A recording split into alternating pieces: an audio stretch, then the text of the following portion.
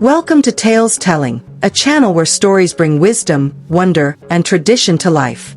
Enjoy heartwarming folktales and unforgettable stories for all ages. Subscribe, like, share, comment your favorite moments, and hit the notification bell to stay connected.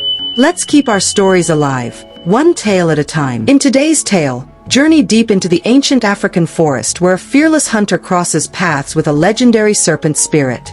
Will courage and cleverness be enough to survive what lurks beyond the trees?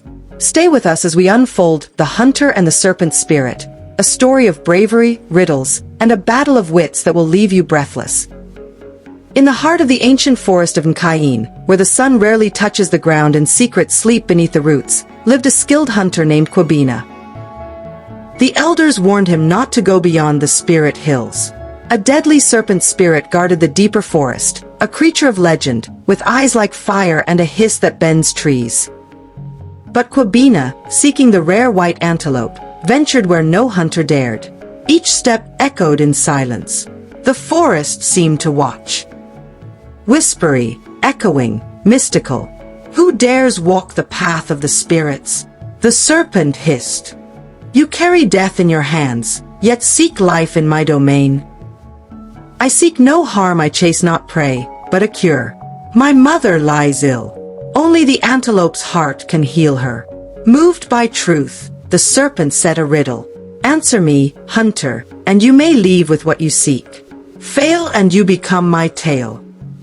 I am not alive, but I grow. I don't have lungs, but I need air. I have no mouth, yet water kills me. What am I? Kwabena replies. Fire. You may pass, hunter of heart, your courage lights the dark. From that day, Kwabena was not just a hunter. He was a legend, the man who tamed the serpent with words, not weapons. And so, Kwabena returned to his village, not as a man who killed the serpent, but as one who conquered fear with wisdom.